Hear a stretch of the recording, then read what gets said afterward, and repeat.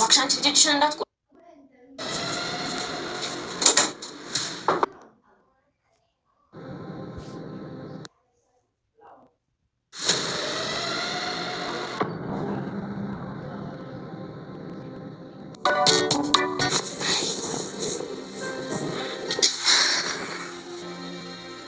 ተነስቼ ሳጣ አኩርፈት ይወጣክ ነበር ይመስለኝ። ስለሚሰጥ ጸጥ ነው የሚለው። ችግር የለውም። እኔ እድሜ ልኬን ሳቅ አልኖርም። ይህንን እድል ተጠቅሜ የራሴን ህይወት ነው መኖር ያለብኝ። ስለዚህ አደርገዋለሁ።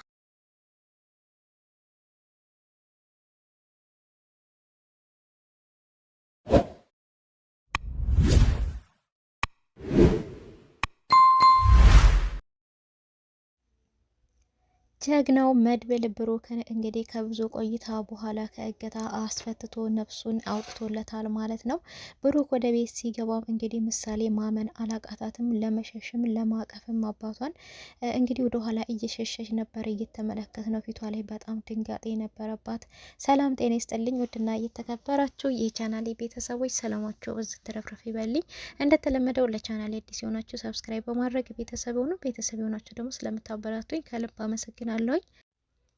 በዛሬው ዕለት ብሩክ ወደ ቤት ሊመለስ ችሏል ማለት ነው። ነገር ግን ብሩክ ወደ ቤት ቢመለሱም ብዙ ዋጋ ተከፍሎበት ብዙ ድካም ተደክሞበት ነው የተመለሰው። እንግዲህ ሞገስም እሱን ለማስወጣት ትብብር ባደረገበት ጊዜ እሱን በጥይት ተመቶ በሆስፒታል ይገኛል ማለት ነው። ቢሆንም በስተመጨረሻ ድካማቸው ከንቱ አልቀረም። የሞገስ መመታትም ከንቱ አይደለም። መድብልም ደግሞ ቢደክምም ወንድሙን በህይወቱ ማግኘት ችሏልና ብሩክ ለወራቶች ያህል እንግዲህ በአንድ ቤት ውስጥ ተዘግቶበት እየተደበደበ ታስሮ እጅና እግሩ ታስሮ ነበረ ያለው። እንግዲህ ይህ ሁሉ ዋጋ የተከፈለው ለልጁ ለምሳሌ ነው ማለት ነው። ምሳሌም ደግሞ አባዬ መቼ ነው የሚመጣው እያለች እንደዚሁም መድብልና ቅድስትን እንግዲህ በጥያቄ እያዳረቀቻቸው ነበር።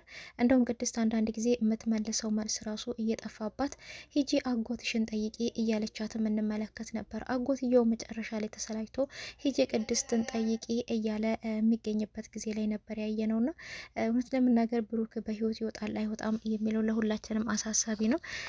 ብሩክ እንግዲህ በጣም ጀግና ለልጁ ብሎ ብዙ ዋጋ የከፈለ ጀግና አባት ስለሆነ እንደዚህ አይነት ጀግኖች ደግሞ ዋጋ ቢከፍሉ በህይወት መኖር አለባቸው ነው የምንለውና አንዳንድ ጊዜ እንግዲህ ሞኝ ተላላ ነው ዘላለም ይኖራል። ጀግና በሬሌ ነው ቶሎ ይሰበራል እንደሚባለው ነገር ግን ብሩክ እግዚአብሔር ይመስገን ወጥቷል ማለት ነው። ወደ ቤትም እንግዲህ ተመልሰው ሲገቡ ብሩክ ወደ ቤት ሲገባ እንግዲህ ምሳሌ ነበረች በር ከፈተችለት እና እንግዲህ ወደ ቤት ሲገባ በሰው ተደግፎ ይመጣል አባቴ ብላ እንግዲህ በፍጹም አላሰበችም። እሷ ያሰበችው እንደ ቀድሞ ውጭ ሀገር ነው ሄደው ለእኔ አዲስ ስጦታ ይዞልኝ ይመጣል ሳቅ ሳቅ እያለ ፊቱ እንግዲህ በፈገግታና በብርሃን ተሞልቶ ይመጣልኛል ብላ ነበር የጠበቀችውና ነገር ግን እሷ እየጠበቀችው ሳይሆን ተቃራኒ ሆኖ ነው የመጣላት እና አባቷ ተደብድቦ ተፈነካክቶ መናገር የማይችል ሆኖ መልኩ ጥቁር ቁር ብሎ እንደዚሁም ደግሞ በወንድሙ ተደጋግፎ ሲመጣ እንግዲህ በጣም ደንግጣ ወደኋላ እንደምሸሽም ብላ እንግዲህ ጥምጥም ብላበት አባቷን አልላቀቅም ብላ እንግዲህ የሰውን ሁሉ እያስለቀሰች ነበረ። ሁላችንም አብረን አልቅሰናል ማለት ነውና አባት አባት ነው፣ ምንጊዜም አባት ጀግና ነው። ለልጁ ብሎ እንግዲህ ብዙ መስዋዕት ብዙ ዋጋ ቢሞትም ይሄው ነው እንግዲህ ለልጁ ብሎ ነው ይህን ሁሉ መስዋዕት የከፈለው ብሩክና ግን በቃ ወዲያው ተንበርክኮ ልጅ ብሎ ጥምጥም ነበር ያለባት። ምሳሌም እንደዛው በቃ ጥምጥም ብላበት መላቀቅን ያቃታትና እንደዚሁም በቃ ለሳምንት ድረስ ትምህርት አልሄድም አባቴ ስለናፈቀኝ አጠገቡ ነው ቁጭ ማለት ያለብኝ፣ ትምህርት ቤትም አልሄድም፣ ቅድስትንም አንቺ አይደለሽም ለአባዬ ሽሮ ምሰሪው እኔ ነኝ ሽሮ ምሰራለት እያለች እንግዲህ አባዬ ምን ሆነ ነው እንዴ ምን ሆኖ እንደዚህ ሆነው እያለችም ነበርና አጎቷ መድብል ግን እንዴ ይሄ ጥያቄ አሁን ይጠየቃል እንዴ? መንገድ ላይ የመኪና አደጋ ደርሶ ነው አሁን አይጠየቅም እኮ አረፍት ያደርግ አሁን በማለት እንግዲህ ብሩክ ጋደም ብሏል። ግን መናገር አይችልም ማለት ነው። እሱም እንግዲህ በቅርብ መናገር ይችላል የሚል ተስፋ አለን ማለት ነው።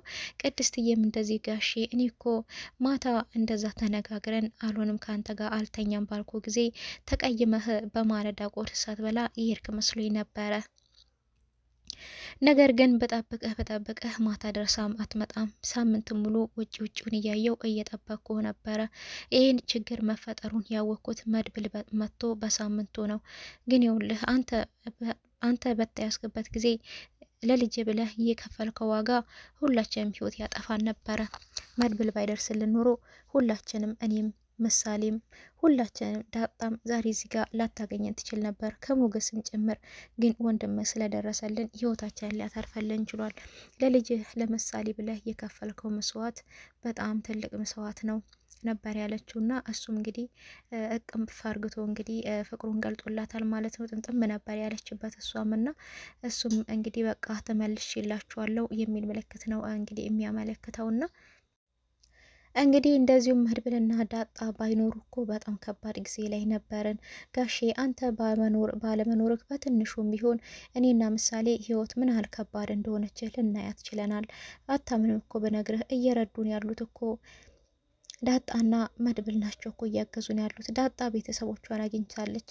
እንደ በፊቱ እኛ ጋር አትውልም አታርም፣ ግን በየቀኑ ትመጣለች እኛ ጋር በማለት ነበር ያለችውና ዳጣም እንግዲህ ዳጣና ምሳሌ አጠገቡ ቁጭ ብለው የከረሙበትን እንደዚሁ እንግዲህ ማን ታገተ፣ ማን ተያዘ፣ ማን ተለቀቀ የሚለውን እንግዲህ ዝና የሚባለው ሰው እየለካ በጣም ነው እንደሚያስፈራው።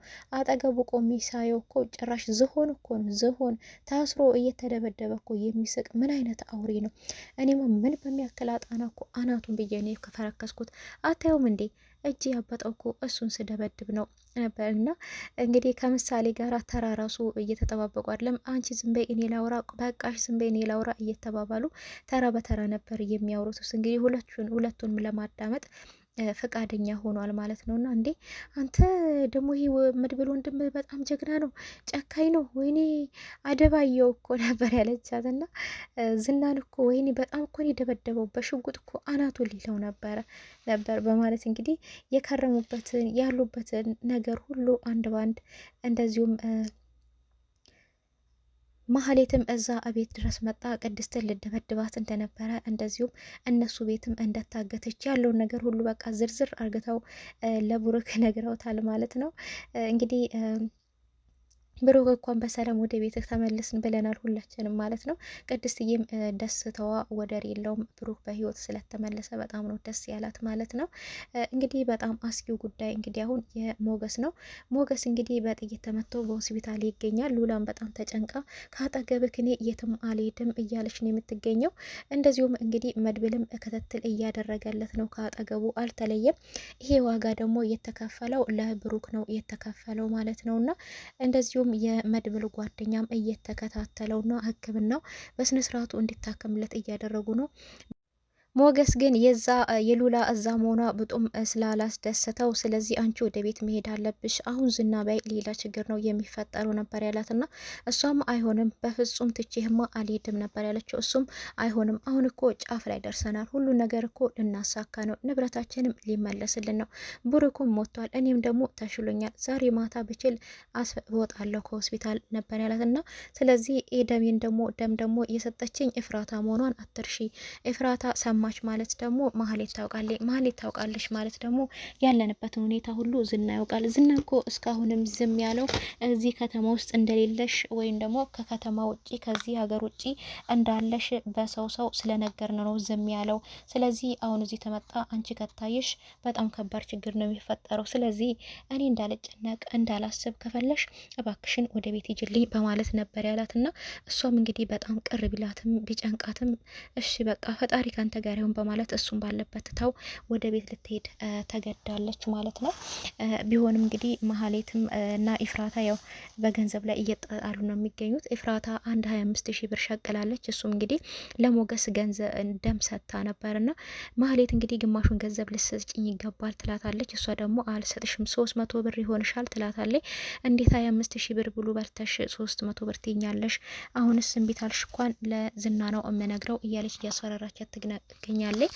እሷም ነገሪው ነበር ያለቻትና እንግዲህ ቀጥታ ወደ መድብል ጋር ያመራችውና ከሷ ልስማማ ስትል መድብል ጋር ሄዳ 1,000 ብር ብቻ ነው በእጄ ያለኝ፣ ስለዚህ ገንዘብ ያስፈልገኛል ነበር ያለችውና ዝናን ዝናም እንግዲህ እኔ ገንዘብ የምሰጥሽ ዝም ብዬ አይደለም፣ ገንዘብ ሳይሰሩ አይሰጥም። እኔ ገንዘብ የምሰጥሽ ያልኩሽን ነገር ስታሳኪ የሆነ ነገር ስትሰሪ ብቻ ነው ገንዘብ የምሰጥሽ፣ ገንዘብ ዝም ተብሎ አይሰጥም ነው ያላት። እና እሷም እንግዲህ ያመጣችው አንድ አይዴ ሞገስ ታሞ ሆስፒታል ነው ያለው፣ ያለበትን ሆስፒታል ደግሞ በደንብ ነው እማቀው፣ ስለዚህ እዛ ሂደን ለምን አትጨርሰውም ነበር ያለችው። እና እሱም እንግዲህ እንደዛ ከሆነ ሄደሽ አንቺ ራስሽ ተጨርሸዋለሽ፣ ሄደሽ ተጨርሽ፣ ካልሆነ የብሩክን ቤት በስምሽ አዞርልሻለሁ ወይ ደግሞ እንደ ብሩክ ያለ ቤት እገዛልሻለሁ፣ ግን የሚመጣብሽ ሪስክ ሁሉ ለራስሽ ነው የምትወስጂን ያላት። እንግዲህ እሱ እንዲወገድ ይፈልጋል፣ ነገር ግን የሚመጣባትን ሪስክ ሁሉ ለራሷ እንድትገባበት እንግዲህ ወህኒ ውስጥ እየቀጥታት ነው የሚገኘው። አቶ ማህሌት ወይዘሮ ማህሌት እንግዲህ